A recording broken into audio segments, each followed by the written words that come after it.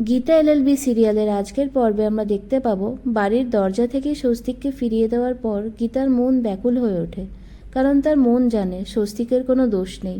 কিন্তু আমাদের গীতা অত বোকা না, সে বুঝতে পারে এই সবটাই একটা প্ল্যান। সে বলে, সরি স্বস্তিকবাবু, একটু নাটক তো করতেই হলো। পুরো বস্তিবাসী থেকে শুরু করে সবাই জানলো আপনার সাথে আমার সম্পর্ক শেষ হয়ে গেছে। কাব্যাও এই সুযোগে আপনার কাছে আসার চেষ্টা করবে, আর অগ্নিজিৎ বাবুও আপনার আর আমার ডিভোর্স ফাইল করবে। ঠিক তখনই আমি আমার উল্টো চালটা দেব। এ জন্মের মতো আপনি আমার স্বস্তিকবাবু। এদিকে বড়বাবু গীতাকে ফোন করে জানায় মেহেককে মারার প্ল্যান করা হচ্ছে দোল উৎসবের ইভেন্টের দিন। এসব কথা শুনে গীতা অবাক হয়ে যায়। পরের সিনে আমরা দেখতে পাই মুখার্জি বাড়িতে রং খেলা হচ্ছে। বাড়ির মেয়েরা প্রলয়কে রং মাখাতে এলে প্রলয় বাধা দেয় আর বলে, আমাকে রং দিও না, বাড়ির এক বউ বাইরে। তারপরে গিনির কাছে বলে, গিনি তোমার বাবা তো অসুস্থ আর তুমি রং খেলছো। গিনি বলে, আমার বাবা তো সুস্থই আছে, আউট অফ ডেঞ্জার, আর গীতা যা করেছে তা অন্যায়, তাই তার শাস্তি পাচ্ছে। এখানে প্রলয়ের সাথে গিনির কথা কাটাকাটি হয়, আর গীতার সাপোর্টে প্রলয় বলে গীতা একদিন ঠিক এই বাড়িতে ফিরে আসবে। এর মধ্যে আমরা দেখি কাব্যা রং হাতে বাড়িতে ঢোকে আর বলে, গীতার জন্য এই বাড়ির দরজা চিরকালের মতো বন্ধ, কারণ স্বস্তিক কাল রাতেই আমাদের সম্পর্কের ওপর সিলমোহর দিয়েছে, আর কাল সারা রাত আমরা একে অপরের সাথে সুন্দর মুহূর্ত কাটিয়েছি। এরপর স্বস্তিককে রং মাখাতে গায় কাব্যা। তখন স্বস্তিক বাধা দেয় আর বলে, আমাকে প্রথম রং গীতাই মাখাবে। কাব্যা বলে, একদম নাটক করো না, নয়তো সকলের সামনে হাটে হাড়ি ভেঙে দেবো। তোমার সাথে কাটানো সমস্ত ঘনিষ্ঠ মুহূর্তের ছবিগুলো আমার কাছে রয়েছে।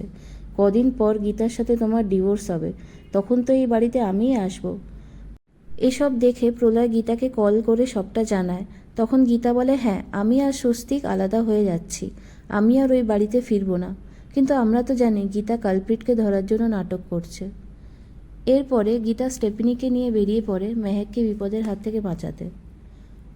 তারপরে আমরা দেখতে পাই কাব্যা জোর করে স্বস্তিককে রং মাখায় আর তার কাছাকাছি আসার চেষ্টা করে। মেহেক বাইরে যেতে গেলে অঙ্কিত জিজ্ঞাসা করে, কোথায় যাচ্ছ? মেহেক বলে, একটা নাচের অনুষ্ঠানে যাচ্ছি। আমরা বুঝতে পারি মেহেকের মনে অঙ্কিতের কারণে অভিমান জমা হয়ে আছে। অঙ্কিতের বাবা আসে আর অঙ্কিতকে বলে, চিন্তা করিস না, সব ঠিক হয়ে যাবে।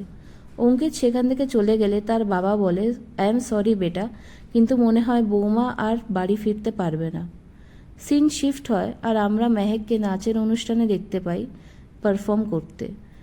সেখানে একজন লোক আসে আর দূর থেকে মেহেককে টার্গেট করে শ্যুট করার জন্য।